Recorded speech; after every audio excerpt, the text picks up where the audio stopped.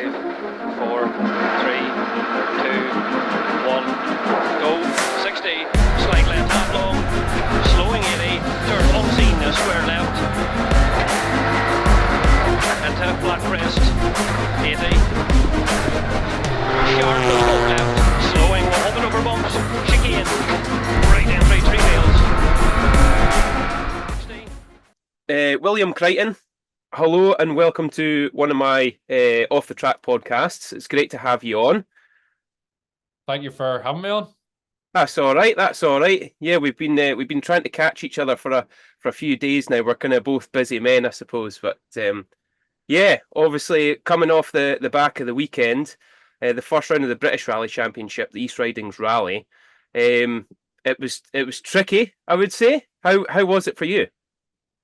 Yeah, it was. Well, obviously it was a great weekend. Whenever you win, it's always nice. It always makes the journey back home a lot easier and a lot sweeter. For me, yeah, it was probably I was very nervous before the rally, because it was a first rally in the new car on Michelin tires, which it's been quite a few years since we've been in that. With being in the WRC, one thing or another, it's been Pirelli for quite a few years, so a new change there as well. And obviously, just when there's fundamental changes like that, you're not sure how it's going to go, how long will it take to settle in, and will you be on the pace or will you be off the pace? So that gets quickly cleared up at the end of the first stage whenever you get the stage time, and it's not until you're up against the watch until you know how you've done. So yeah, thankfully everything clicked, and as you say, it was a really tricky weekend from low grip stages in the dry to then whenever it rains, it's like an ice rink. So it was very tricky, but to be honest, it was, we got into a really nice rhythm and everything, like I said, just clicked. So it was a very enjoyable weekend. Yeah, it certainly looked that way. And then obviously you went in and were watching the times as they came in. You asserted yourself, very quickly. And like you say, is that what allowed you to kind of chill out a bit and then just kind of set the pace? It seemed that you had, one or two push stages, and then you're like, right, let's maybe just dial it back and control this lead. Did you kind of go into management style, was it? It was such a short rally as well. It's, we had quite a good gap after the first loop of stages, so that was nice. That was a nice buffer to have going out into the afternoon, because it was dry in the morning and then it started to rain really heavily at the service. So it was a perfect time for the rain to come on, because everyone was able to be confident on taking the right tires for the afternoon. So that was good. I think the first stage time was good. But there's also a lot of other people, Keith and you guys on MRF tires, Keith on the Michelin's new car. A lot of firsts for a lot of people on that rally. So the first stage time was good, but then to have another good stage time on stage 2, that sort of reconfirms that the level of what pace we were driving at was good enough, and we could just stay calm. We talked about it before the rally that we wanted to be consistent, so we didn't want to really go any slower or try and go any faster. So that's just where we were comfortable, and that was good enough, which is nice. So it was just trying to not make any mistakes and stay consistent for that first loop of stages and get back to service, which we managed to do. And then, yeah, like you said, we had a wee bit of buffer going out into the afternoon, which was nice, because the conditions got really tricky. But again, we kind of just, we were in a nice wee rhythm and enjoying what we were doing. So we didn't want to do anything different, just stick to that. Okay, the last couple of stages, we were able to, just take that wee bit more caution at the braking points, because some of the roads were really sort of shiny tarmac, and coming from 5th gear down into a first or a second gear junction, you just have to mind yourself there. So we were able to have a wee bit of caution there, but yeah, just trying to get to the finish and get the first rally win. Yeah, and see these like road conditions. Obviously, we came over to you and had a quick word. Obviously, you were very busy and lots was on in the service. Just a brief chat. And you kind of likened it. You said it's very similar to like Croatia when you'd been out there, and the conditions were brutal. How do you actually manage that? You know, when you're in the car and you're coming along and then it's basically just like mud, you're kind of like rolling the dice a little bit, aren't you? Like, is it kind of like that way up of, well, do we just take the risk, or do you set the car up and just point it as straight as you can and hope that, you know, it's going to stay going straight? Like, how is the driving style affected? And is it mostly just about, you know, a bit of luck and, you know, just kind of let's point it in the right direction and go for it? Um, it was a bit like Croatia, I think. It's so different, tarmac rallying, across the water than it is back home in Ireland. It's at home, the tarmac that we have here, the asphalt is so abrasive, and there's quite a heavy stone used in the asphalt, so it's you have something to grip into. Whereas um, over across the water and all those British Championship tarmac events, I don't know whether they use a really small stone in the asphalt or what it is, but it's just so smooth compared to back home. So it's slippery in the dry. You've nothing to bite into. So then whenever it rains, it's it's even more slippery. Um, and that's a bit like what we found in Croatia, even over there in the dry, it's tricky. Um, so yeah, I don't know. We need to have a word with whatever you guys make the asphalt out of to try and make it a bit easier for us. But um, yeah, it is tricky. The driving style for me on that sort of rally was just trying to be really neat and tidy, not overdrive, and try to hit all your apexes and get your braking points right. You're having to be quite progressive with the brake pedal. If you just are too aggressive and stand on it, then you lock up. And once that happens, the car just gets up on you, and it starts to speed up instead of slow down. And there's nearly no going back from that. So just trying to be really accurate and really precise with everything, and nice and smooth. And yeah, okay, you need a little bit of luck sometimes, but um, no, it would genuinely most of the time it was quite controlled and quite enjoyable. It looks, more difficult from the outside, but the grip that we were getting, the mechanical grip through the car and the grip through the Michelin tires was really good. So whilst it looked maybe horrendous from the outside, it was okay inside the car.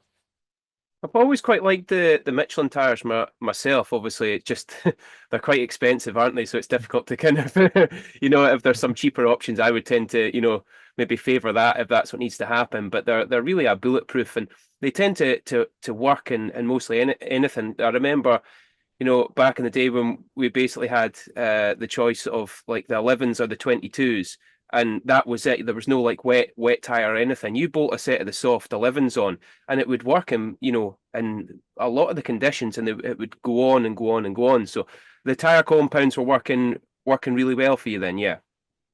Yeah, it did. It worked well for us, and like I say, thankfully the rain came on at a nice point of the day. It didn't start coming on halfway through the morning loop when we were on a soft slick. Came on at lunchtime when we were in service, and it made the decision quite easy. And um, sometimes as a driver, you can overthink these, like the tire calls, but we had guys from Michelin there. That were able to reassure us, it's raining, it's wet enough, take the wet tire, and yeah, it worked really well. It seemed to turn on right from the start of the stage, which for a driver gives you a lot of confidence. If you sit for a minute or two at the start line, and things get cold, and then as soon as you get to the first corner, that you've got confidence with gripping the tire, that you know that you can get on with things, and sort of get stuck into the rest of the stage. So that that was a positive from using the tires at the weekend. Excellent. And I'm really looking forward to moving on and talking about this the Toyota Yaris. What a car. I've got to say, it looked incredible. You look around that service park. It was actually mentioned, the liveries this year have really come on. I don't know what it is, but all the cars look, incredible. But the Yaris was fantastic. That lovely big aggressive wing on the back of it, and just as you were pulling away there, I was like, that is a really smart looking car. How does that car handle, and how advanced is that car?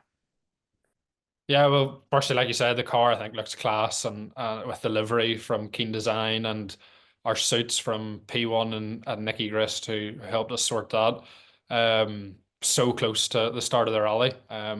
Honestly, the guys at P1, I think, turned them around within a week. So it was, I was very lucky and a lot of hard work by a lot of people to everything just came together quite nicely at the end. My helmet was painted just in time before the rally. So I said to everybody that we looked the part, we looked fast before we started the rally. So we just had to make sure that we were fast during the rally. But Yeah. um, yeah, then like you say, getting into the Toyota, it's all those Rally 2 cars, there's such fine margins between them all, and everyone's constantly developing to try and get a wee edge over everyone. And yeah, it's a well-developed car. There's no doubt about that. They're doing a lot of work behind the scenes back in Toyota. I know that for sure. And um, I'm very privileged that I've had this opportunity now to get into the car. And Melvin Evans produces a well turned out car, like all his equipment. So um, just very lucky, to get into those top category cars and be able to drive them in a top category championship. So um, they all sort of differ in their own wee way, and have their strong points in particular places. But all in all, we settled in really, really well. From from the first few kilometers in the first stage, I felt confident, and that was nice. It would have been a long day if that wasn't the case. But yeah, just it clicked, and we were able to get on with it and set fastest stage times. Yeah. No, that's really cool. Such a cool car. I absolutely love it. I must admit, I'm not quite as sold on the sound of it yet. I think it's grown on me.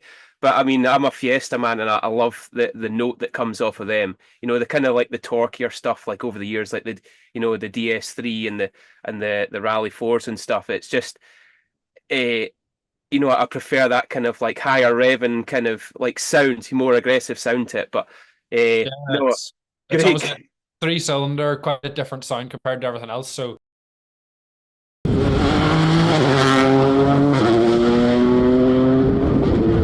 suppose the only positive is that if you've got anyone like family standing on the stages, they know whenever I'm coming. For the Yeah, sound, it's quite a different, like, strange sensation inside the car because the sound is quite similar the whole time, regardless of what gear you're in or where you are in the revs.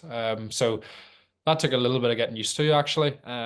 Just trying to get the right point of when to switch gear, and things like that. But yeah, it's quite unique. that's a really interesting point and something I didn't think of. So, are you looking at like, is there like a rev light or a limit light to change? I don't know, not on the steering wheel, but on the dash or Uh, something to flash up and let you change at the right time? Is that how you're timing it? yeah, we've got lights on the dash that build up from, green, amber, red, and you want to shift just as you're coming onto the red, obviously. And yeah, just the noise inside the car when you got your helmet on, it sounds quite similar the whole time. Yeah, So I did find myself, particularly on the test, having to keep an eye on the rev lights to make sure that I was getting that right. But I think, even into the rally, as I was getting more miles in the car and sort of just getting used to everything, that yeah, and you don't have to pay so much attention to that, and it just comes second nature, already throughout the rally. So I've no doubt that that'll, I'll not need to look at them at all, I'm sure, after a couple of rallies. But yeah, just have to sort of look at them a little bit just to make sure that I'm doing everything at the right time, to be as efficient as I can. yeah. And what sort of technologies in the car? Like, for example, like the anti-lag settings. Can you drop that down like during the stage a little bit? Kind of like, in the Fiestas, I'd be familiar with, up to the 6 levels, and you can drop it back 5, 4 maybe. But then I spoke to James Ford in the Citroen, and it's either kind of on or off. He was saying, so like, what sort of technology and what interesting things in that do you think give it a bit of an edge?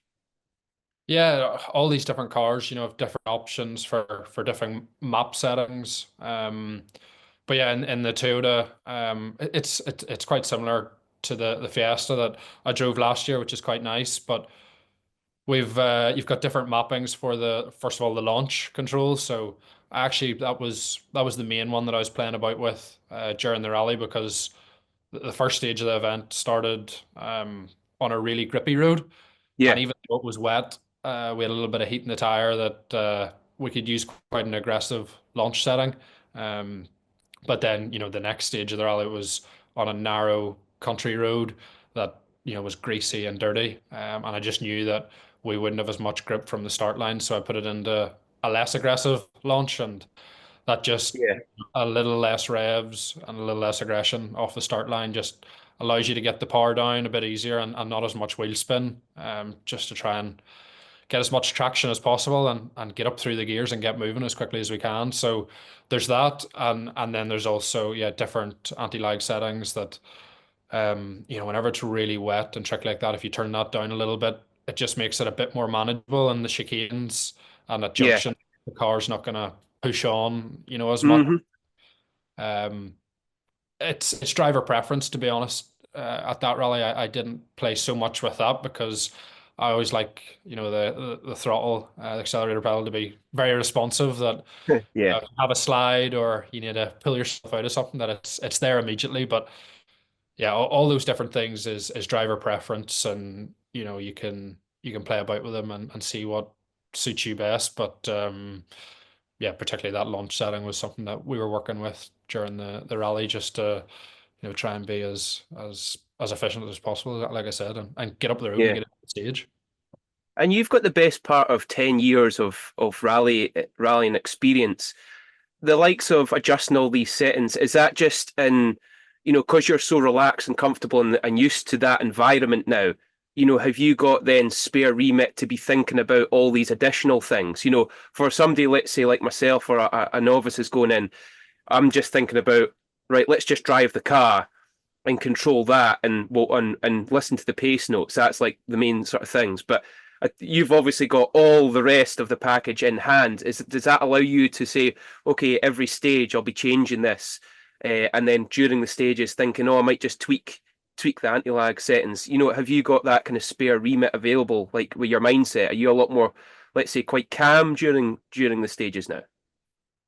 I found that, working with M Sport last year and doing so many rallies and WRC2 at such a high level, that taught me a lot. And generally just my experience of competing in the WRC, everybody's looking for an edge. Particularly the junior WRC was so competitive that sometimes you have to look outside the box to get an edge over your closest competitor. So no doubt competing, in those world events has taught me a lot. And I think a lot of that, what you've said, looking at wee things like that, and just having that mind space to think about it on the event, that's come from my experience in the World Championship. And I'm very lucky to have that. And it shows that when you come back to events back home, that you're able to use that experience to your advantage, and be really competitive. So I would say that's probably where that's stemmed from. Yeah, that's cool. And then see at the start, so like over all these years, you're developing up your process and how you're attacking these events and the rallies, and you're becoming quite calm in the car and looking at all these little edges. Have you got like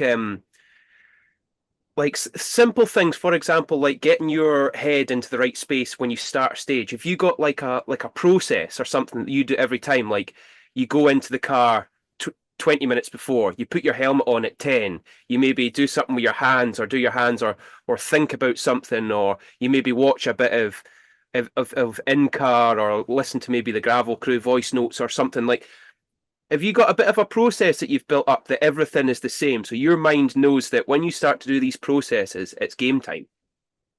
Yeah, I think every driver kind of has their own wee traits and weird ways about A going. ritual almost. Yeah, yeah. If you don't do it that way, you think you're going to be cursed with bad luck. Um, yeah, like I've got my own wee things. Nothing mad. I'm, I'm not sort of that way inclined so much. I think the way I do things is the best way to do things, probably. But I think like the whole having your head in the right mindset and things like that, probably didn't think about that so much, whenever I was competing in the Irish Championship, and probably even into the British Championship whenever I was, doing the juniors. But when I made the step into the junior WRC and working with the academy, they've got, experts in those fields there just to train us and make sure that we are thinking about those sort of things, because very quickly, that becomes important when you're competing at that level. So yeah, been working with Alan Heary in the Motorsport Ireland Rally Academy for a number of years, and that's something that he's an expert in. What you're visualizing before the stage, and how you're looking after your mind and preparing. So it's definitely something that we work on, particularly on the run up to an event.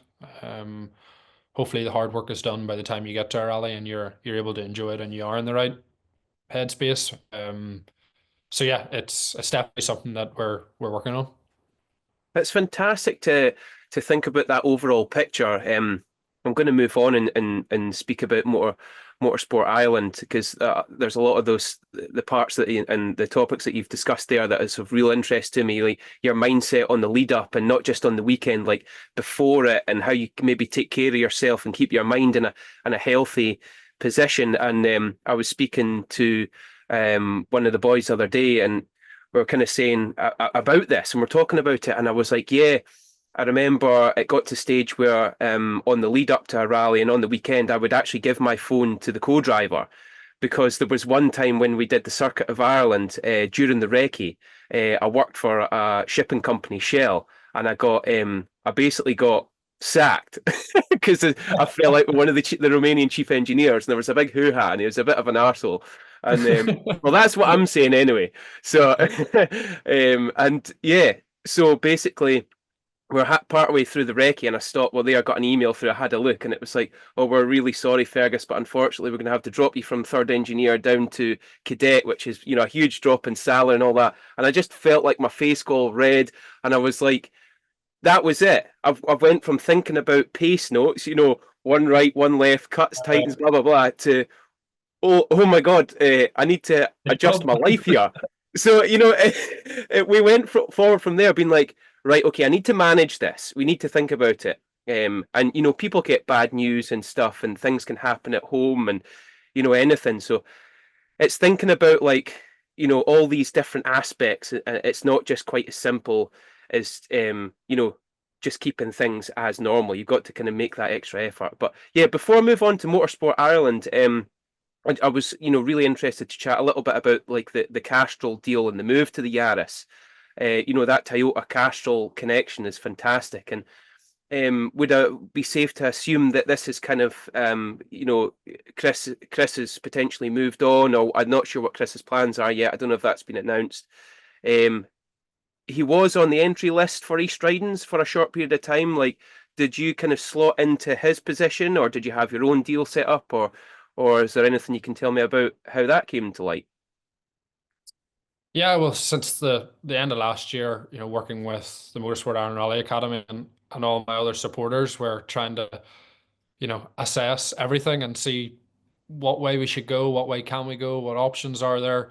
And we knew we wanted to try and get back into the British Championship because, well, one, we came so close last year, and two, it's such a competitive championship the last few years, and it's got the ITV coverage, which is, amazing. And that high level of competition is great to give me seat time with Liam and keep bringing ourselves on, because okay, we did a lot of rallying last year, but it's also only our second year in the Rally 2 cars, so we definitely have more to learn. And doing proper rallies like that where you can do a recce and be up against proper drivers is a great way to improve ourselves and bring ourselves on. So yeah, the opportunity with Melvin Evans came up quite late on, to be honest. I got a phone call from Melvin, and he chatted and said, "Look, this is an option," and it really just it spiraled from there. And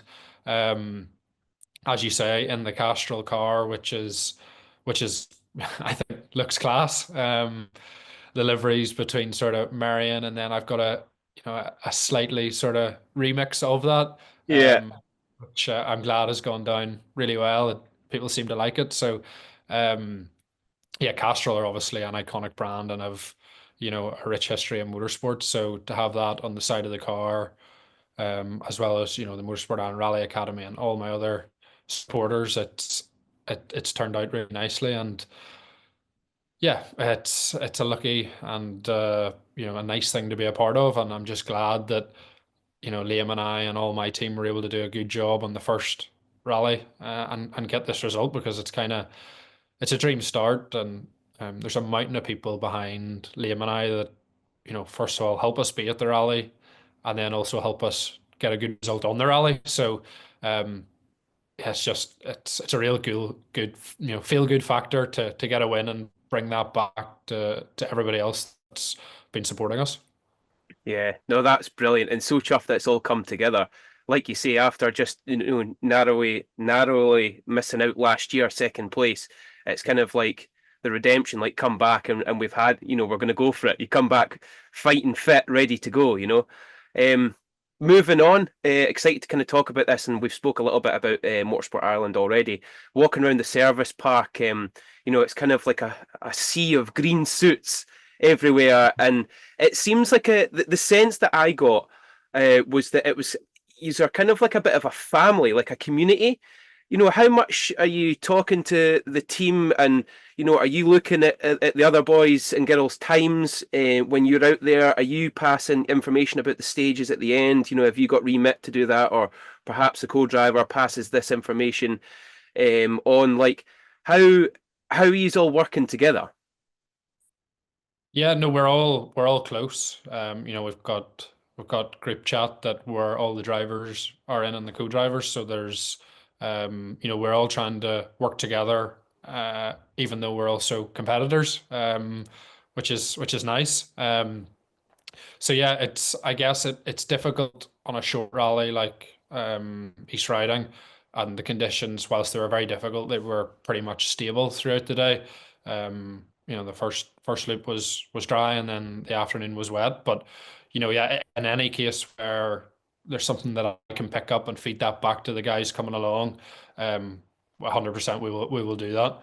And also vice versa, because they get a look at the stage before I go back in for my second pass. So, often it might be nice and clean for me, and by the time they get there, they see what it's really like, and can feed anything back to me. So yeah, there's lots of things we can do there. And like you say, in the junior BRC on the podium was, all three academy crews, Yeah. and it's great to see. And it's all down to John Coyne and Sean McHugh, the guys behind the scene, making it all a reality. And when I suppose a lot of people only see the result there at the weekend, they don't see all the development days and training days that go on in the background, where we all meet up and we're working on our pace notes, our fitness, mental strength, all those sorts of things. So it's a lot of hard work by a lot of people that's gone on behind the scenes to get that photo of everybody on the podium at the end of the rally.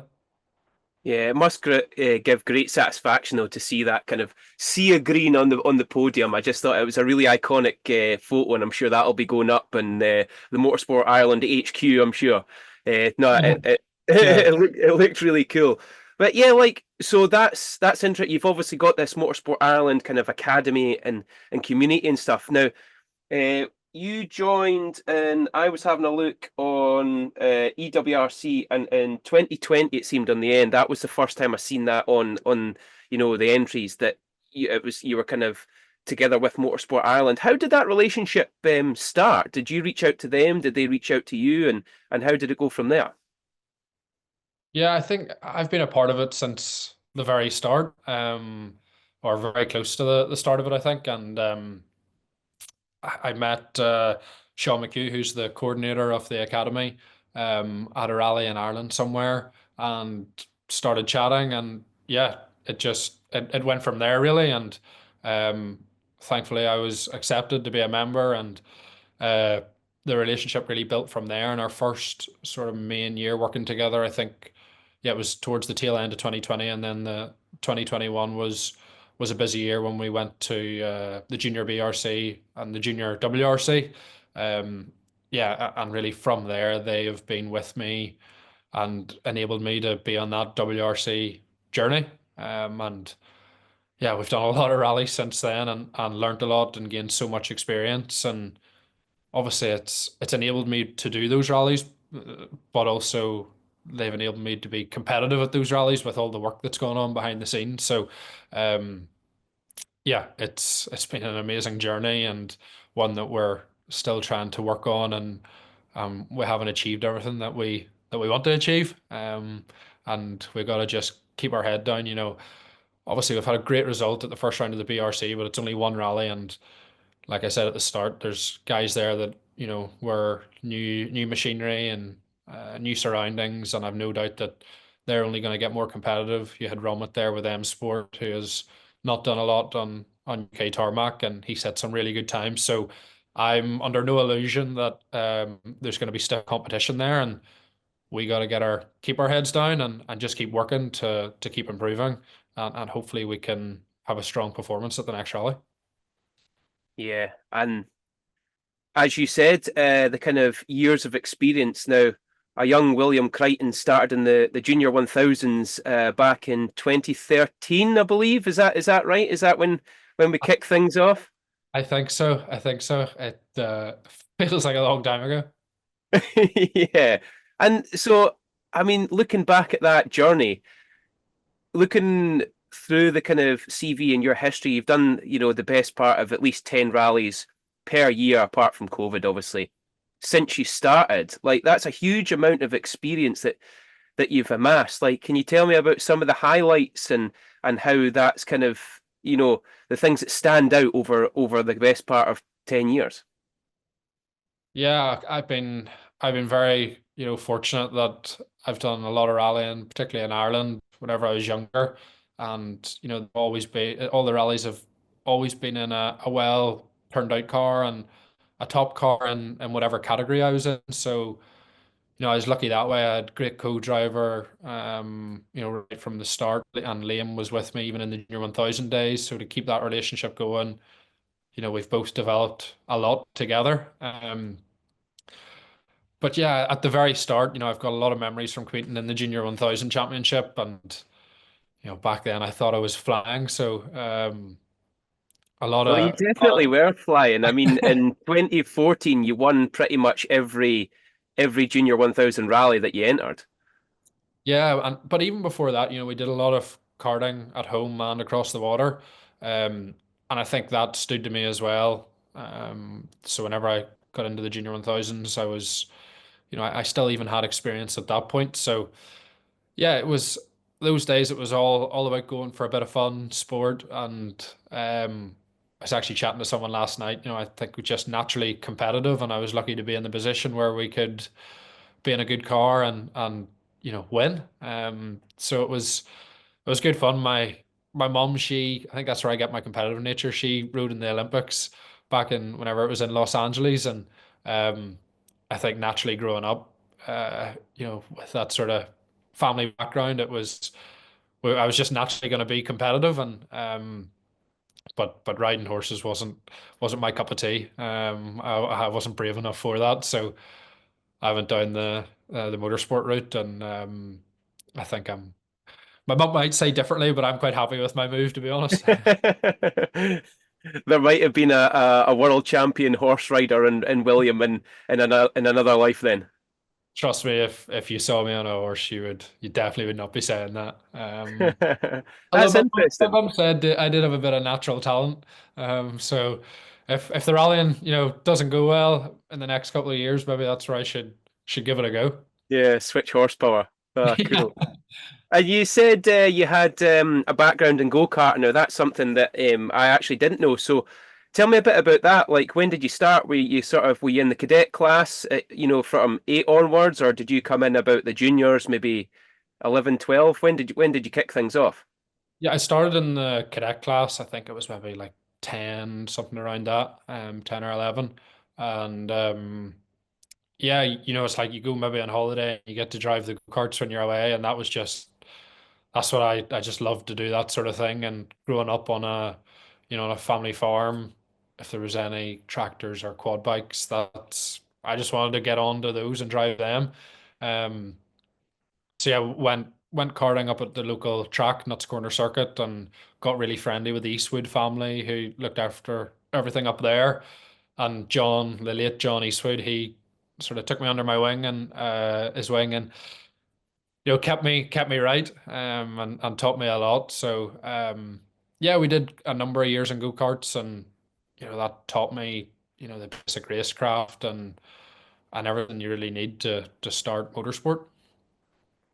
That's interesting. Now, when I've spoken to a few other people in the past, some people have come from like a quadding background, and some would say, you know, if you come from go-kart and you're perhaps too smooth for rallying, what's the best advice? I mean, obviously the advice is just to go within your means and get any motorsport under your belt. But if karting or quads or Junior 1000 is an option, what's the kind of recommendation? What do you think's the best path?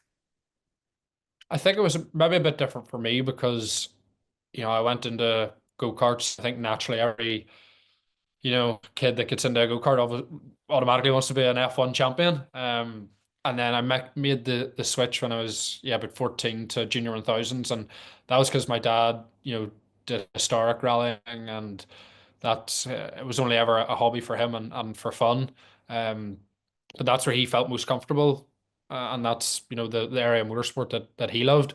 So I think when we made that switch, that was sort of more his, what he enjoyed, and I was quite happy just to drive anything, and um, obviously very glad that we made that switch to rallying at that point.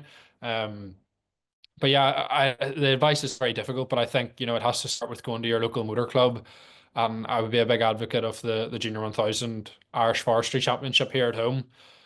That's what I did, the Junior 1000s, but at that point there was never an opportunity to do forest events. So Yeah, from 14 years of age, they can do a full-blown forestry rally that you or I would enter, and yeah, they drive all the stages, and then their co-driver drives the road sections. So that to have that opportunity and that experience at a relatively low cost is an amazing opportunity, and to have that skill to handle a car on gravel roads from such an early age, sort of setting us on a level with the Scandinavian countries that kids can drive before they're 17 on proper roads. So yeah. for me, that's a really good place to start. And with all the coverage around it now, even with Killian Duffy on the pace note, the kids getting interviewed at the end of the stages, it's great. Here I am, interrupting another fantastic episode of the Off the Track podcast for an advert. But stick with me. The Project Podium Rally Foundation is there to help young drivers get into rallying through not only financial purposes, but through mentorship and a sense of community. And because we love giving back so much, everyone that joins up will get a Mull Rally Rally Stages poster. And the best part is 100% of your donations go straight to the rally drivers. No middlemen, no admin fees, just pure rally support. A stage 1 patron could be the difference between somebody doing a shakedown stage and going into a rally blind. And the better you are prepared, the more confidence you've got, and the safer and better rallying. So what are you waiting for? Visit projectpodium.org today. It takes 2 minutes to sign up, all the information's there. And now, let's get back to the podcast. It's actually quite interesting, isn't it? Where obviously there's the controversy that's going on at the moment with swearing in the WRC, and them getting together in a bit of a group and kind of fighting against it and stuff. And it's just like, it kind of said, there was a meme or something I'd seen. It was like, in the past it was like you became a rally driver. Now the rally drivers are like media personalities, entertainers. They're all these other categories, and unfortunately we've just kind of got to roll with it. I mean, I'm assuming like yourself and your training with the Motorsport Ireland, there'll be like media training days, and kind of like media trained in how to conduct yourself, through interviews and all that sort of thing. So it's like a broad picture. But that's really interesting that they're getting that, and obviously it's great, the Killian interviews. They're really really fun to watch. So you would suggest that let's say I've got somebody in Scotland. The best course of action for them is, if they were going to go to Junior 1000, is to actually, if they have the means and they can afford it, is to jump over to Ireland and actually compete in that championship, the Junior 1000. Yeah, I think like it has to be, obviously you need to do what's what you're able to do. And at that age it has to be what you want to do as well, because it's for fun. So that's probably the first protocol. But yeah, if rallying is something that you think you want to get into, I have to say that the Junior 1000 class here in Ireland is well worth looking into. And okay, if you're from, you know, not living in Ireland, it's maybe it means getting ferries and things like that. But I look back to whenever I was doing the Junior 1000s, and I was lucky enough to go over and do events in Scotland, Wales, and England. That it was like going on holiday, going away in the van and away for the weekend and doing a rally. It was it was amazing. It was really good fun. So yeah, not only from an enjoyment factor, but also a great way to get into motorsport and learn how to drive. I mean, driving, if you can drive one of those Junior 1000 cars fast and on those proper gravel stages, it sets you well for whenever you get a proper license and moved into closed road rally. Yeah, that's really interesting. And I've got a question as well. So, see how the co-driver drives between the stages? Is that all Yeah. like timed, accounted for? Is there like a time zone at the end of the bit where they, I don't know, they maybe check in on their time cards or something, and that's like they do a driver swap? Is it all like it must all be like organized into it?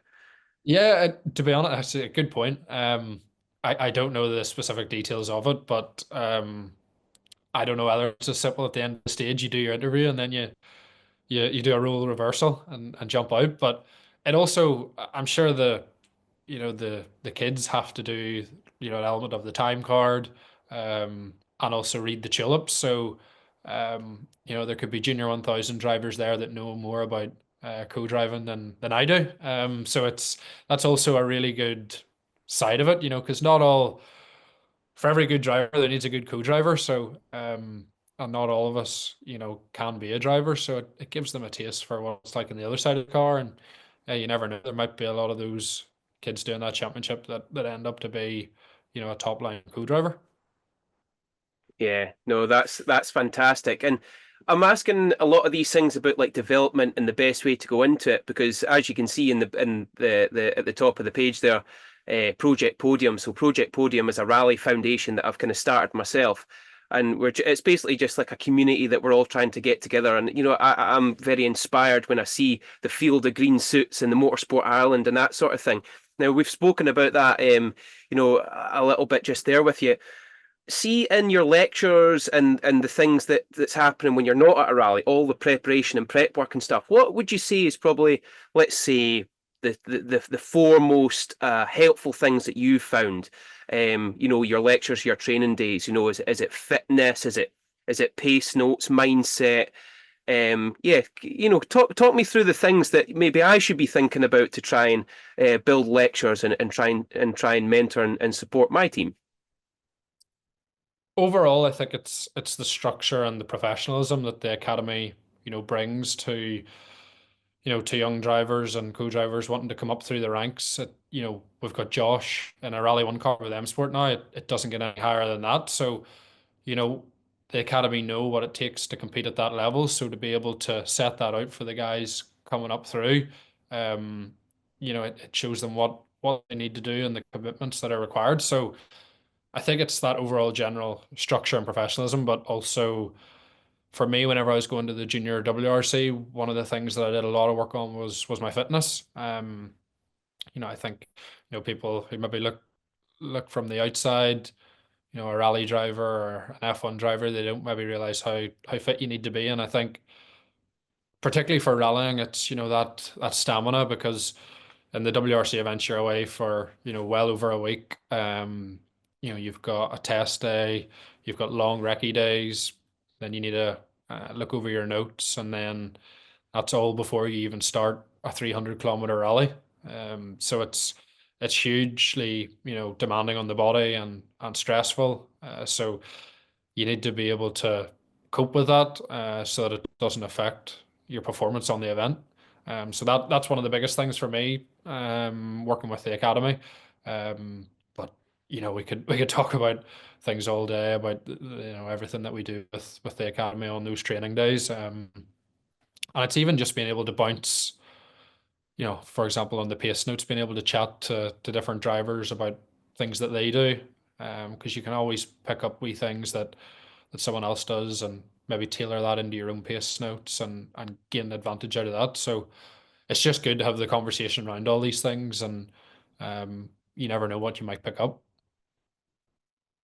Yeah, no, that's really interesting. And I'm just trying to think there, like, how do we train ourselves for that extended period and that long weekend? So that's a really interesting point that you put across there that, you know, people shouldn't forget that it's not just the weekend on in the rally that you need to have to be match fit for. It's for the extensive recce's and then perhaps a test day and the travel and the logistical element to it and lots of early starts. You know, maybe there's some, let's say, some media stuff, or once you get up in the kind of higher levels and all these parts. So, like, let's say your fitness becoming match fit. What does that actually?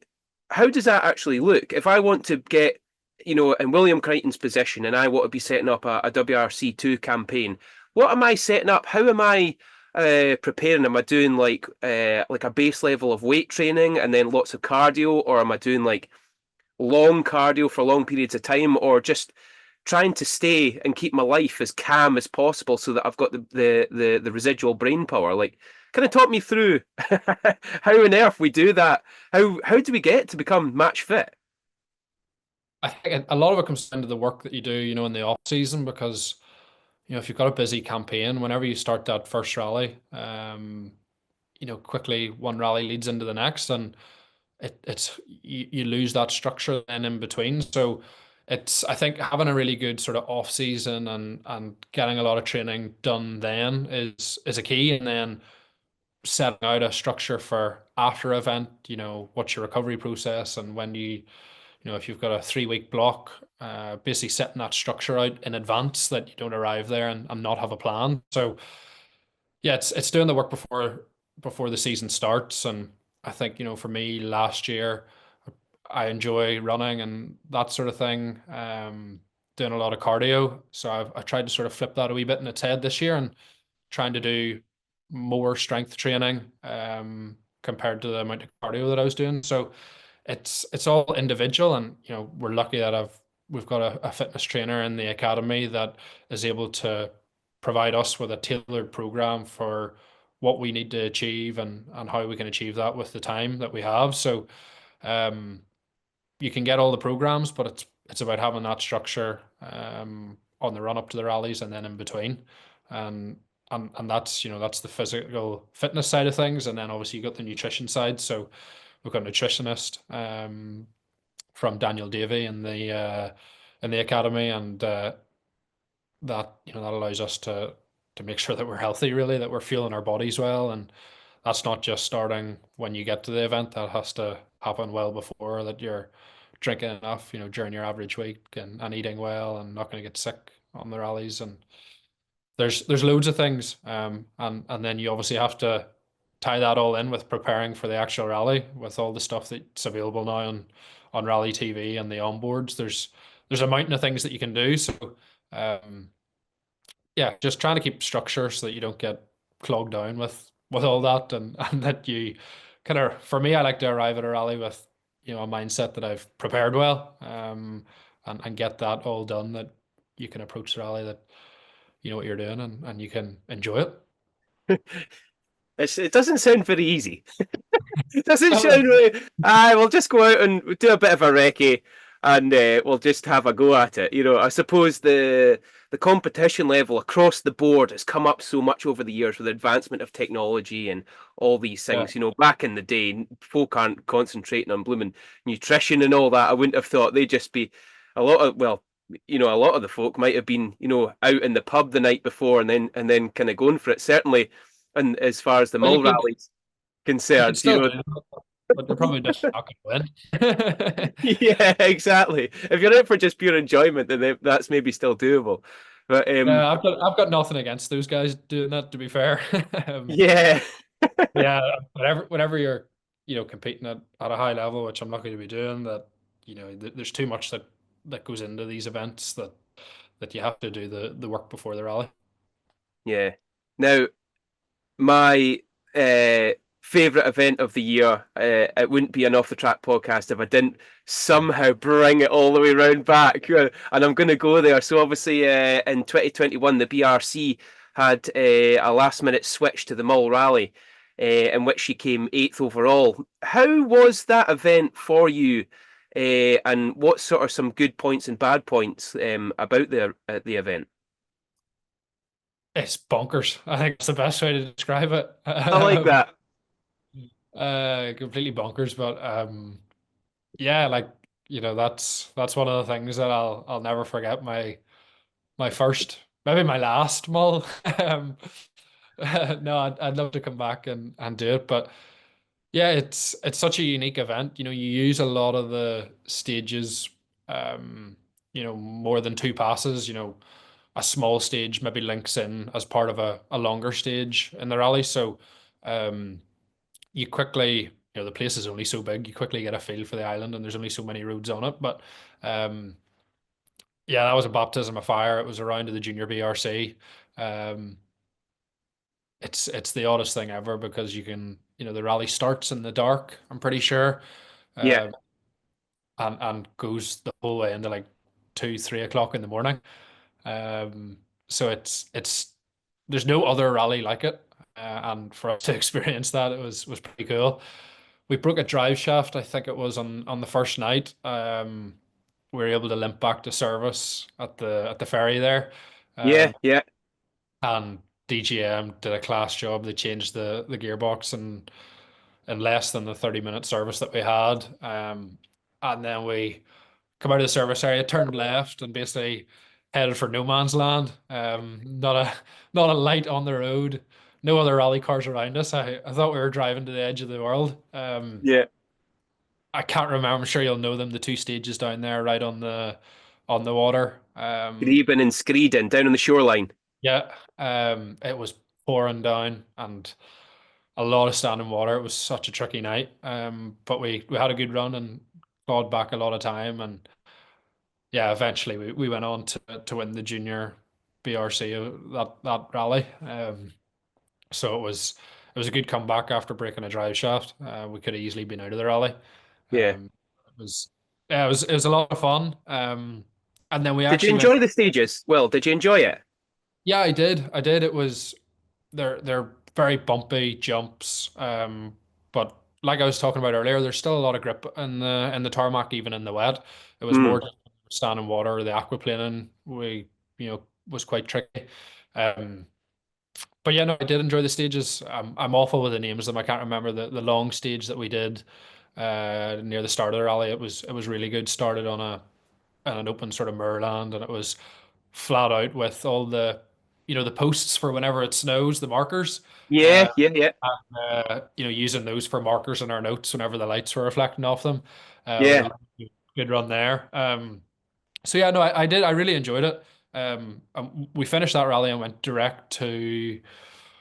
Oh, I can't remember what it was. One of the JWRC rounds. I don't know. Is it Portugal or no? Maybe it was Spain. Would that be that time of the year? What's the one that we always, because we can never manage to get it because it's always on that weekend, I'm sure.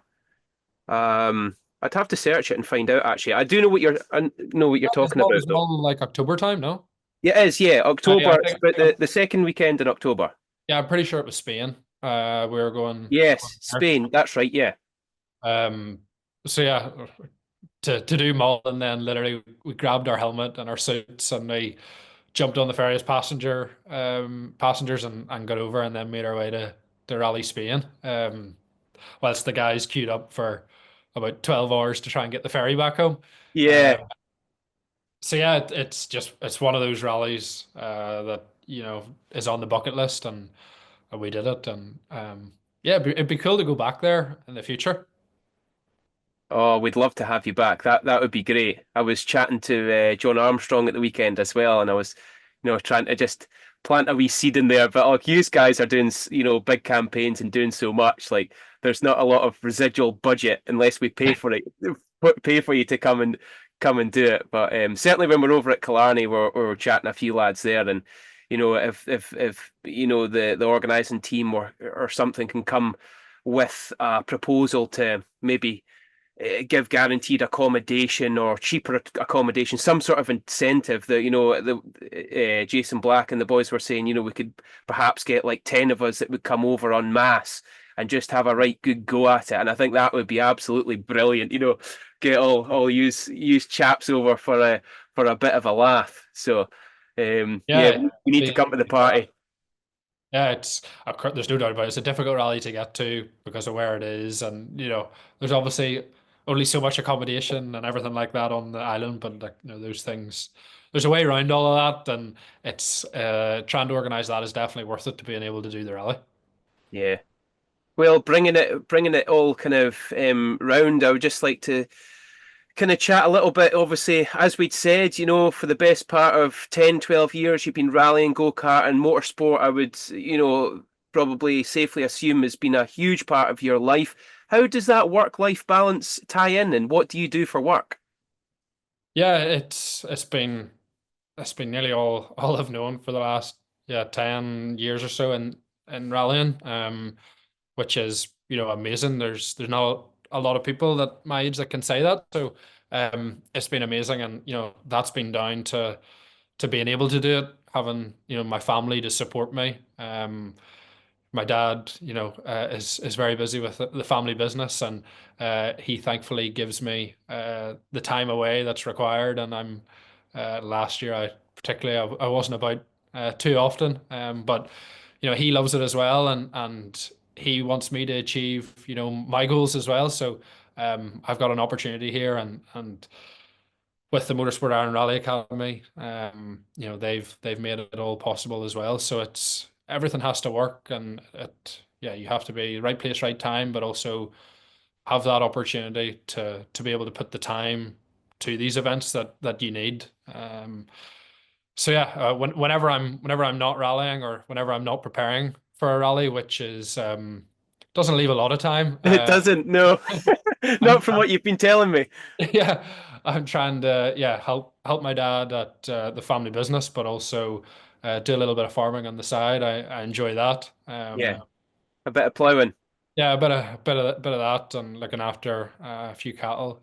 But to be honest, the last few years competing in the junior WRC, and then into Rally Two Car and doing the BRC as well, that's kind of what it's been for me, and I've been putting all my energy towards that, and really all my time, and it's thanks to my family that I've been able to do that. Yeah. And I want to continue to do that while I can, to try and achieve what see what we can achieve. So yeah, very very lucky and very privileged to be able to do that. Brilliant. No, it's absolutely fantastic to have that support system there and kind of share that dream, because it must get extremely challenging and extremely difficult, and you'll certainly have your ups and downs and sometimes maybe a little bit of doubt or whatever, and just kind of keep that positivity going. There's a lot of belief there. I mean, what is on the horizon for William? Where are we going to get to? We've got Josh in there in a Rally One car. I mean, how did that work out? Did you all get into a room and just have like a big game of rock paper scissors, or like just a death match, or like whoever's quickest on the simulator pick a stage gets the drive? Like If just only if only it worked that way. No, like Josh has been in the WRC too for longer than I have, and he's proven himself there, and it's been a long journey for him as well. So you have to earn these things. Yeah, for me, it's keeping my feet in the ground, just trying to, we've only done one rally this season, and yes, we won, and everything went very well. But what I said about earlier, all the other guys are only going to get more competitive. So it's just about trying to, one rally at a time. A lot of work goes on behind the scenes to put the programs in place. We're doing the BRC. We'd love to try and do some other stuff. Trying to get back to do some world events as well. We've got good experience there, and we'd like to try and do some more there. That's still the dream. So yeah, it's just trying to work hard, keep the head down, and enjoy it as well along the way. See, even if you don't set up a campaign or set up a rally or something for the likes of these world events, if you're doing the BRC this year, will you still get out there and do the recce's or do gravel crew for somebody or whatever, just to keep your pace notes up to scratch, and then to kind of progress that and keep the stages in your mind? Yeah, it's a big part of it. You see it a lot in the WRC. Drivers going and doing the recce only. You can pay to do the recce and be a part of that, and then not do the rally. Yeah, we were actually talking about this, my team there over the last few days, looking at events that, if we were to do, trying to see, what's possible to hook out old pace notes. And, obviously you have to go by the rules, because there is rules around that.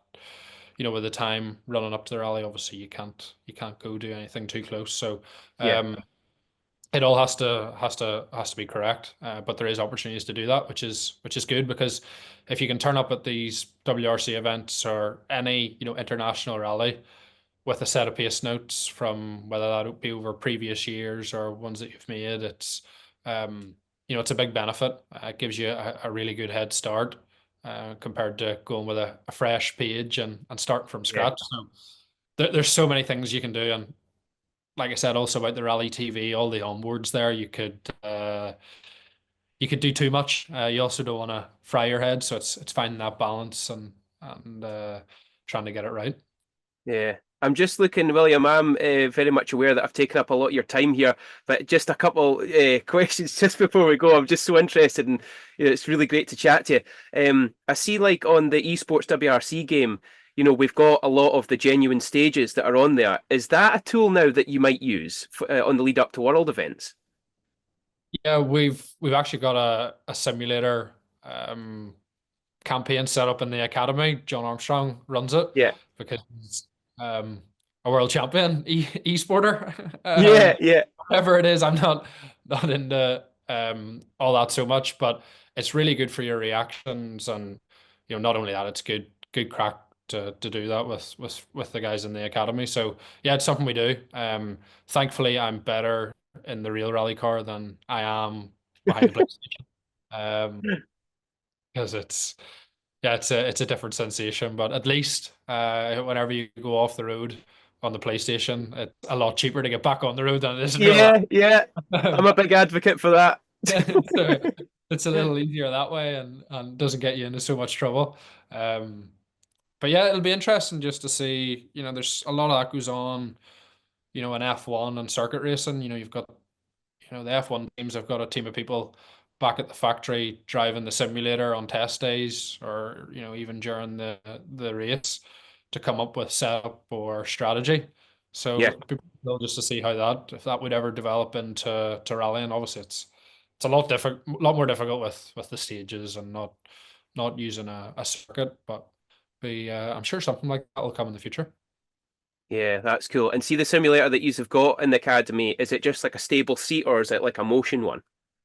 Well, we actually it's one, it's just individual simulators of, each of us, whatever we have at home. We've Oh, right, okay. we've done a work with Digital Motorsports down in Mondello in Ireland, and they've got some pretty cool setups there. Yeah, I'm sure you can buy simulators nowadays that are the price of a rally car, but yeah, it's good for your reactions, like I said, and a bit of crack, and whenever you can sit down, in the evenings or whatever, and race each other. No, that's brilliant. No, they're definitely a lot of fun. Well, William, look, thank you so much for your time. I really appreciate you jumping on, and I was so interested and love hearing, talking about your career and stuff. It's really impressive looking at all the rallies and how well you've done over the years. So this year, a big, huge, good luck. Hopefully things continue to go the good way that they're going in the BRC, and hopefully we'll see a few guest appearances. If that's what you're saying, you're trying to pull together, WRC level, and hope things go well for you. And then fingers crossed, following through with the Motorsport Academy, we'll see you jump up to that top level, in the not too distant future. Yeah, no, look, thanks for having me on. Hopefully we can try and have a few strong performances this year, and get a few trophies add to the trophy wall behind me. Yeah, that's brilliant. Well, William, thank you so much, and we'll wrap it up there. Thank you. Cool.